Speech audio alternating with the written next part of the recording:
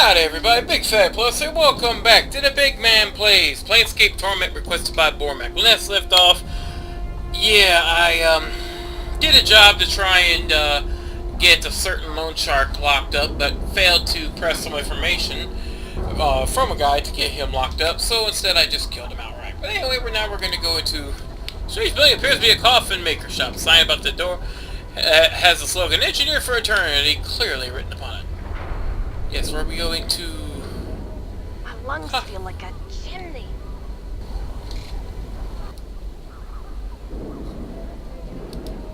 Oh, I wish the doors weren't so hard to click on. But yes, we have to go into here to talk to someone named Hamrus. You see a rugged-looking, square-jawed man. He turns to you with a wide smile. "How are you, Cutter? Good day to you. Good day indeed." He squints at you for a second, then juts his hand out to shake you. Hey, yours. Yeah, shake you. I'll shake you with one hand. Shake his hand. "Hamrus at your service, member of the Harmonium and the fashioner of fine coffins for the recently departed. I think I know you, do I not? Let me see if I can place it." Pause to think for a moment. "Sharp with names I was in the Harmonium, let me tell you. Knew everyone in the entire world. Let's see. I am not Aiden. His name's probably Aiden, but I have some questions for you." "Ask away!" Gives you a broad smile. Let's see. I'm looking for someone named Lothar, Master of the Bones. Frowns deeply and thought, "Can't say as I've ever heard of the fella. Master of the Bones, you said? Can't you title that?" He smiles. "In a way, I guess you could say that my title as well, dealing with corpses as much as I do. Now, I know most of them are covered in flesh, but there have been plenty of times where I've had to make a coffin just for bones. There was this one fellow I had his bones picked clean by something. Never did find out by what. I have some more questions. Who's your friend here?" Glances at the customer. "A Dimtree?" He shrugs. Like he hadn't considered the fellow before. "Quiet, doesn't say much. Do you, Dimtree?" Dimtree doesn't respond, but simply gives the same blank expression. A few seconds later, he nods. Hammer shrugs, turns back to you. "Wandered in one day a few weeks back. He's been a regular ever since. Hasn't bought anything, but he doesn't cause trouble, so I let him stay. Seems harmless enough. You see, when I was serving the Harmonium, part of our work was to take the people in the wing, give them a little shelter from the chaos of the streets, get them spruced up." I see, I have some questions. So the Harmonium are a bunch of not only cops and inspectors, but Boy Scouts too. Let's see, what can you tell me about this ward? Yes, the lower ward, Lingjith has explained something to a small child. "You know, it's little known to most newcomers, and even people in the ward. Most people think that this ward gets its name simply because it's not as prestigious as some of the other wards. That's not it at all. Not at all. Do you know where that name comes from?" Looks at you expectantly. No, I do not know where it gets its name." You brother bastard. "It's because the portals to the lower planes." I was expecting nothing. "They're the reason behind all the smog that fills this area, belching out noxious gases and all. Fortunately, winds from the spire help blow away the worst of the mist. They can bring others in the ward with much weaker constitutions down and fill them full of sickness." Shakes his head sadly. "Fortunately, my Harmonium training has prepared me for all sorts of hazardous conditions, and after my travels to the lower planes, the smog of this ward is little to bear indeed." What is there to see in this ward? It smells broadly. A great deal. Where to start? If it were to step past all kinds of kilns, forts, breweries, and distilleries scattered amongst the main garbage piles, not to mention the alchemist dens, the crematoriums, meat curing houses, and the charcoal burners, and they examine the ward itself as a whole, one could say, well, there's the foundry, there's the sea siren. Begins to falter and stops to think. Tell me about the foundry. The great foundry is the headquarters for the believers of the source, also known some of the laymen as godsmen, because of their belief that everyone can achieve divinity. He shakes his head. The great foundry is much like their philosophy, a large, sprawling structure that seems to produce nothing but smoke. He laughs. I mean, when was the last time you saw one of the believers of the source suddenly become a power? Any time in the faction's history. Let's see here. Supposed to bring up something, but I guess, let's see. I already know about the Gosman. Tell me about the Siege Tower. That's scarred iron wreck? A ward mystery it is, but I have some thoughts on it. First of all, it wasn't always there as I understand it. It simply arrived one night and no one saw how it got here. Now you've seen the outside of it. It's seen battle, and it looks like battles that most people would have could not imagine. Me, however, I've seen the edges of the blood war. Even tackled a Tenari fiend or two when things were desperate, with only my harmonium fellows beside me. And those scars in the tower look like they were gathered over several centuries at least. Pause a moment. Go on. Now listen close. My experience allows me to recognize some of those scars that decorate the sides of the tower. Some are acidic blasts, surely enough, from some major sorceries. Some are tenoric teething blades. Others look like detonations from the lost globes, or the scars from the Betzeru Kurungan whips. I don't even know how to spell that. Say that. However, a lot of the weapons embedded in the sides are weapons like none I've ever seen, and I'm well versed in a variety of weapons on many different worlds and on many different planes. Makes you wonder what's held inside of the tower. Bashu cracks that tower might have a museum in their hands. Makes you curious, doesn't it? He stares at you. I have some questions. I don't need to know about the foundry. Can you tell me about this place? Sigil. Let's have a long breath. Sigil is the city at the center of all things, or so many believe. It's a city of doors. There are literally thousands of portals there. It's home to the Lady of Pain herself, he shrugs. Sigil is a topic that can fill volumes and volumes of volumes. You tell me about the Lady of Pain. The Lady of Pain. Hammerus leans in and drops his voice slightly. One of the multiverse's greatest mysteries, everyone will agree. I think she's proved beyond doubt's shadow that females are the most dangerous creatures in the multiverse. He sighs. You got that damn right! Go on. Some say she's a goddess, a power that's made Sigil her home. Truth is, she breaks the laws of every power I've encountered. Powers need worshippers, gives them their power, but the lady doesn't like to be worshipped. People who do end up in her shadow, their flesh torn apart by invisible blades. Now, I've seen some horrible things in my life. Things that would make another man's knees go weak and make him lose control of his vitals. Doesn't even compare to seeing one of the lady's victims. Interesting. What else can you tell me? Next is, she don't take to people who try and play God in Sigil. See, you may not know this, but first off, no powers can enter Sigil. Not Zeus, not Ra, no one. Word is that the lady's presence somehow keeps them out. Can't get in, not a one, and that twists their stems like you wouldn't believe. Sigil's such a sweet fruit to anyone to want to pluck, and the other powers are always looking for some way in Sigil.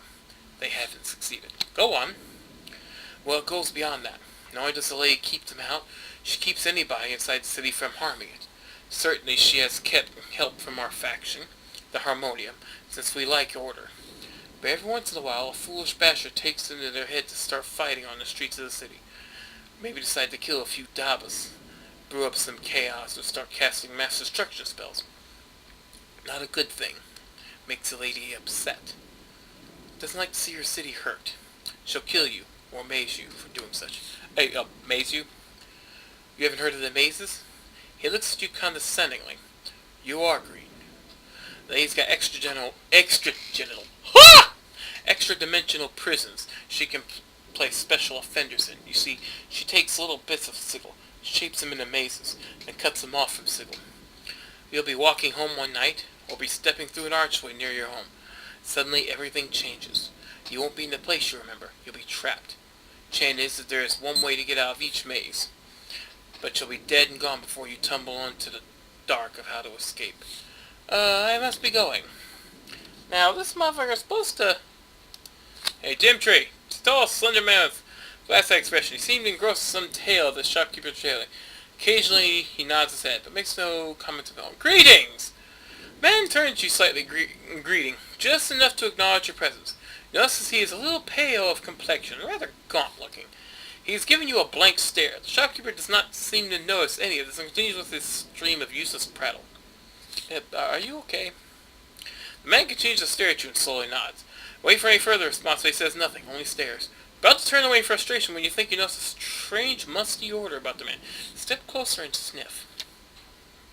You lean in and sniff at the man, unsure of what to find. As you do, a musty odor fills your senses, an odor you recognize from your time in the mortuary. He's the smell of dead flesh preserved by magic. You're a zombie, aren't you? The creature continues to stare at you blankly, slowly as if with great effort. He begins to reply to you. I can't talk today. What is wrong with me? Only your speak with dead powers makes him understandable. Yes, I am Dimtree. Why are you here, Dimtree? Dimtree slowly glances at the shopkeeper and makes a feeble gesture toward him. Seeing this as a sign of interest, the shopkeeper redoubles his efforts in telling whatever tale he was retelling to the poor creature. Dimtree looks at you again. Hamlet, he talks. Hamlet never stops. Round this town, annoys master, annoys everyone. Master create Dimtree. Tells Dimtree talk Hamlet. Now Hamlet stay in shop. Master happy, not happy. Dimtree sad. Is there anything I can do to help you, Dimtree? The creature pauses and resumes his slow speech with you. You can almost detect a pleading tone in his voice. Yes, fine, Master. Sebastian. Ask him release me, please. Turns his attention to Hammerus momentarily. Please. Why don't I just put you out of your misery? Dimtree barely shakes his head. No. Master revive. Must ask Master Sebastian. Please. He waits your answer. Sure, Dimtree, I'll see what I can do for you. Updated my journal. You can almost sense a feeling of relief emanating from the zombie. Dimtree, thank you, friend. You're welcome. I had some questions. The creature gives you a barely receptive shrug of the shoulders. No, nothing. Dimtree Simon. I'm out there. No darkness. Peace, rest. Then Hammerus. Sorry, help you if could. I see. Farewell.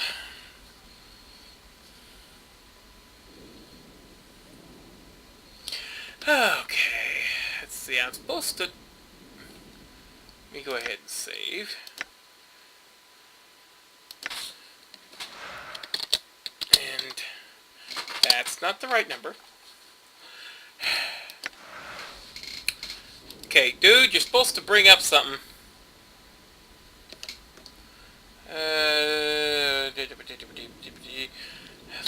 Let me see.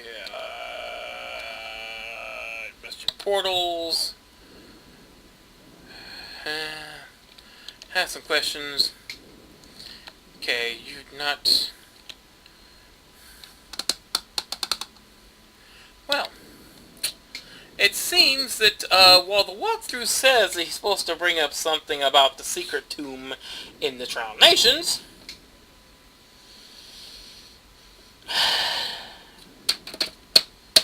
he's not bringing it up. So let's go talk to Sebastian and see if we can't get Dimtree released. Okay, and here's good old Sebastian. Sebastian smiles to us. Good day, Cutter. Have you completed the question? Actually, I want to talk to you about Dimtree. Stare at you from one end size. What about Dimtree, Cutter? He wants to be released from his curse. Gives you a surprised look, then waves you off. I find that hard to believe, Cutter. Dimtree doesn't have the mental power to desire anything. He frowns for a moment. Did that idiot Hammerus put you up to this? Think about it, Sebastian. Hammerus doesn't know Dimtree is a zombie, let alone who created him, right? Sighs and seems to be deep in thought. Yes, you're right, of course. Hammerus could not have sent you. Guess poor Dimtree is more aware than I intended. Pox on me for my stupidity. So will you release him? He looks at you for a moment with conflicting emotions crossing his face. Shit. Sorry about that. Once again, another episode was unsurreptitiously interrupted by someone gifting me something on Steam. Okay. He looks at you a moment with conflicting emotions crossing his face. He sighs and throws his arms up in exasperation. I cannot, sorry. Gives you a pleading look. I want to, mind you, but I cannot. I fulfill a contract by creating Dimtree, and I cannot break it, right or wrong. I'm a man of my word. My reputation demands it.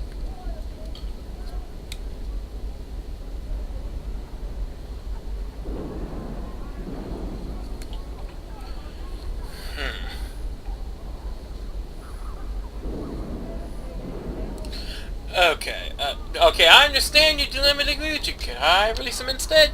Still with big difficulty, he turns and begins to look through a nearby box. After a moment, he removes a book which he sets down in front of you. First, you'd have to have some magical aptitude, which I do.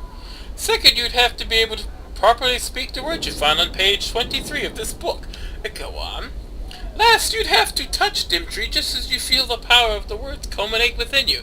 He turns his back on you and rummages through another box. I couldn't allow you to read that book, however. It'd be tantamount to my breaking my words through the actions of another. Can you just poke through the box, ignoring you? Yeah, let's read that book. I feel stronger. Ooh, I've leveled up. And also the mouse decides, hey, we're just gonna fly around. And now it's Rowan back. Did I just say Rowan?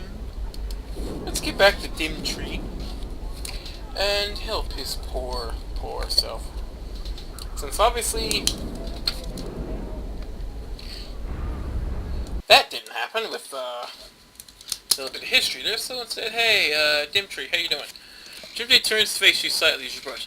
You can feel a sense of expectation there by him. You find master? Dimtree release? Yes, Dimtree, I know how to release you now. Dimtree turns to face you and gestures toward you. Please, friend. Speaks the words Sebastian taught you on page 22. You think something like that would be on page, 70 or 66? Not 22. Speak the words. You pause to gather your thoughts and then carefully speak the words Sebastian taught you. You then reach out and touch Dimtree lightly on the forehead. Rest well, Dimtree. Updated my... Then poof! 4,000 experience. With a sigh, the zombie collapses at your feet. You think you hear a fleeting thank you, friend, as he falls to the ground. You know, I've learned some new tricks. Oh, I'm pretty sure, hammers with the... I like that. Oh, when we get another point. And let's see. Wisdom is good. You know what? I think I need more intelligence to make my magic all the better. I may have officially become the party mage, so. And you will level up, of course. Oh, I actually can spend your points. Let's see. We don't really need unlocking because, well, we just bash everything open. So, let's see. 10 points to pick pockets, because I think that might be important. And stealth. Can never go wrong with stealth. And now, let's see what Dimtree was carrying here.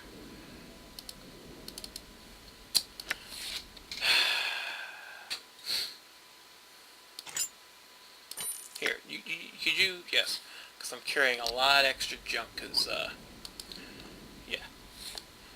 Yeah. Let's see. Now, are you gonna say anything? No, of course not. Shut up. Watch. And now, let's go ahead and free Morte. Let's see. Because he's probably been languishing long enough in there, and it's probably more than pissed that we've waited this damn long. So let's go to the wrecked house. House is, okay, pretty interior. Okay, so right alongside here.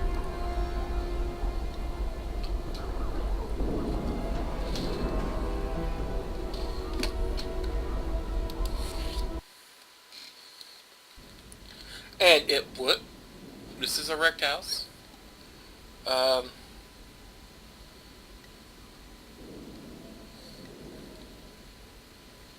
the fuck? Appears to be a ladder constructed from the bones of many creatures. Well, that's probably not going to be sturdy. Especially some of the nameless ones' size. But we're going down the ladder. I don't want to. Oh. Shelf of skulls. Frank the Polisher here, Chief. Get me out of here. What are you doing up there? Oh. Those were-rat vermin nicked me and brought me here. Come on, boss. We gotta get out of here. This place is bad news. Why don't you just float down? I can't. I've tried. Come on. Get me down before... Oh, hello, ma'am. Lothar. A flash of light and smoke blinds you a moment, and a withered old man stands before you. Have we visitors, Skull? No. Morte whispers furiously to you. Do not offend this blood, boss. He'll deadbook you faster than you can spit. Oh, really? Oh, really?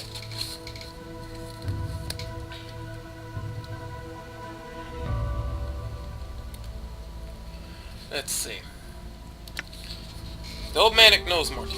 Greetings, traveler. Who might you be to enter Lothar's humble salon without invitation? My pardon, sir, but you seem to have something that belongs to me. Considering the walkthrough says this motherfucker could kill me in one hit.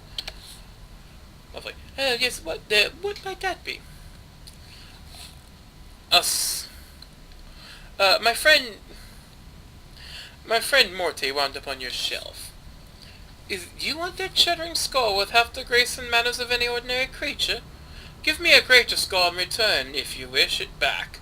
Lothar replies, I do not need to bargain for something that is already mine. I want to hit this motherfucker.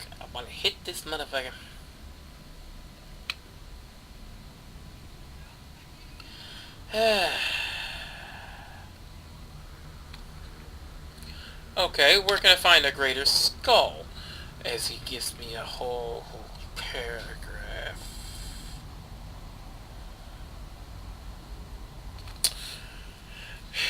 Move aside the Divian in the center of the room, and pass through the portal on the eastern wall, and the chambers below to the catacombs. The portal will remain active for your return.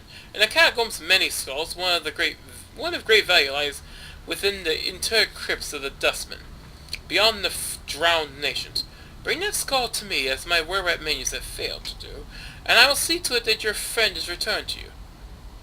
Perhaps I shall even answer some questions for you. I've been to the tomb you speak of. It's empty. Updated my journal. 30,000 experience, motherfucker! Ha! What is the meaning of this? The tomb was so well trapped, so well defended from scrying magics, that it was a challenge even for me. Must be some explanation for this. And he draws out his words angrily and slowly. You will provide it to me. Go through the portal chambers and seek the answer. And let's see here. Let's see,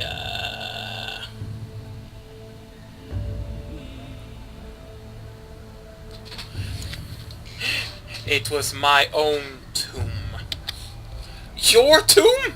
Your tomb? He eyes you carefully. We shall investigate this more carefully. Fetch me another skull, then, as you seem attached to yours, and we shall see what answers I can provide. Our agreement shall be as before. Do not try to deceive me with just any bone, either. I am something of a connoisseur. Return when you have something of value to me. Very well, fellow. Updated my journal. The teachings of Zerthamon, I have become stronger. Of course we have. Of course you have. Which I will level your ass up. Post haste. Now let's see here.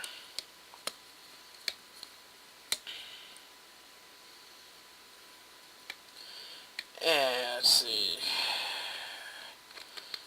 1 second, let me just look through this. Okay, now, the walkthrough recommends giving him the head of Swago, the were-rat, which is what we've been holding on to, and I really hate holding on to. You have returned, I see, and what do you have, and do you have a skull for me? I have the skull of Swago, a were-rat dustman missionary. 50,000 experience? Okay, I love how the experience is rolling. Lothar takes the head of Swago from you and examines it carefully, checking the teeth. A dustman missionary and spy, eh? This will be satisfactory. His fingers twist to an arcane gesture. Your friend will be waiting for you above ground, where you came in. Have your answers from me. Have your answers from me. I have many questions. Keep it quick, Scott. One I cannot tarry all day. Why am I immortal?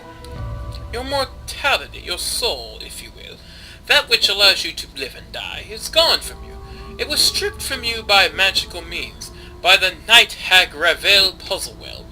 Your mortality is the key to your existence. When you find it, you will find your answers. Tell me about this Ravel. Ravel Puzzlewell is an enigma, even among the night hags. Some will call her balmy, others say she plays a deeper game than any can see through. She is evil through and through, making the fiends you'll see in the area seem positively divine when compared to her. She's out of the reach of men now, thank the powers, for she was mazed by the Lady of Pain. Yet what did she do? She was a maker of toys and puzzles, a solver of problems that didn't need solving. She decided that Sigil, the cage, was the largest puzzle box of all, and set herself to undo it, to let in the armies of the fiends at her disposal, no doubt, to upset the balance of the city, and to turn the entire burg into a channel house. Pray to any power you hold dear, with thanks that she did not succeed. I will find her and then force her to return my mortality. A farewell. Let's see here. Let's see, we could have... Okay, we found the skull, we gave it to him. Skull on the shelf in the southwest.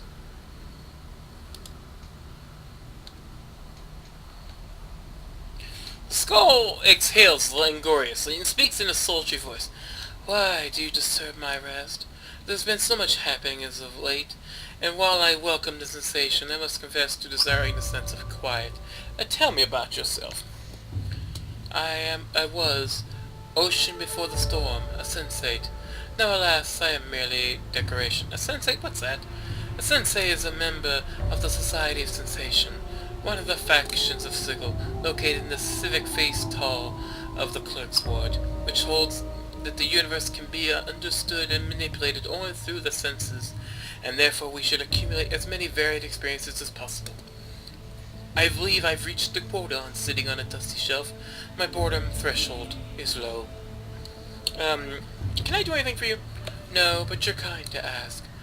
Once I threw myself off the shelf and shattered. Next thing I knew, I was back on the shelf and we were all glued here. When Lothar tires of me, he'll dispose of me. Look, what are you doing here? Why, I sit on the shelf and gather dust until one of Lothar's rat minions takes into his head that I need brushing. I answer questions for Lothar, and that is the extent of this miserable existence. No, I mean, how did you get here?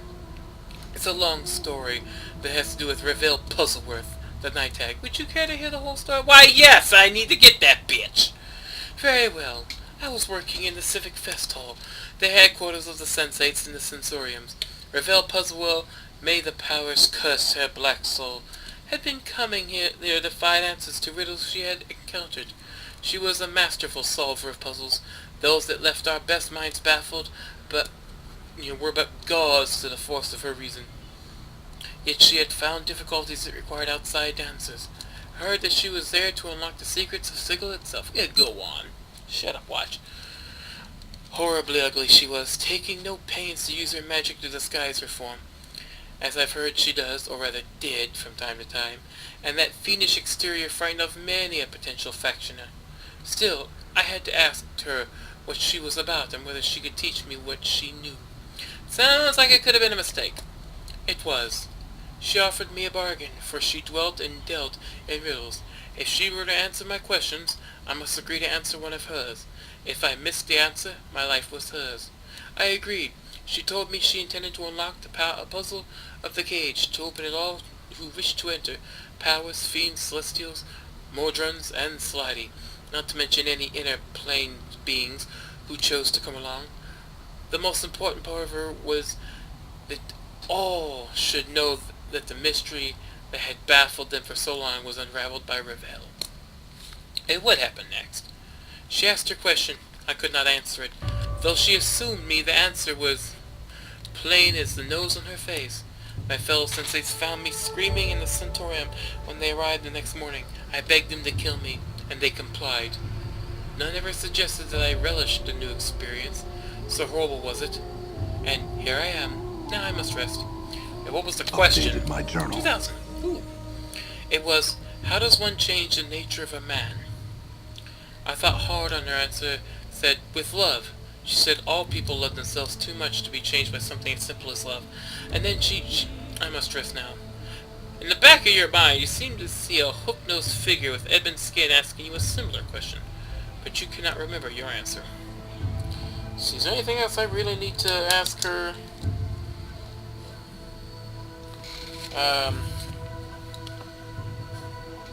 There's a book I could go after, but it requires me being evil, so I'm not going to do that. You have my sympathy. Farewell. There goes my mouse flying off again like a douche. So let's just get the fool out of here. I said let's get the fool out of here. All right. Thank you, jackasses. And we're going to go outside to meet Morte, get him back, and then have him scream at us. Exactly how much scream is he going to do at me? Find out next time on the BygMan Plays! Planescape Torment, requested by Bormac. What the fuck was that noise? Till then, it's Big Fatty Plus, sayonara, and for those of you who always wanted to be immortal, use the Nameless One as your lesson. You know, immortality might not be so good, because then, you know, if you grow bored and just want to end it, you can't. You just keep coming back, which would suck immensely. I mean, I wouldn't know. I don't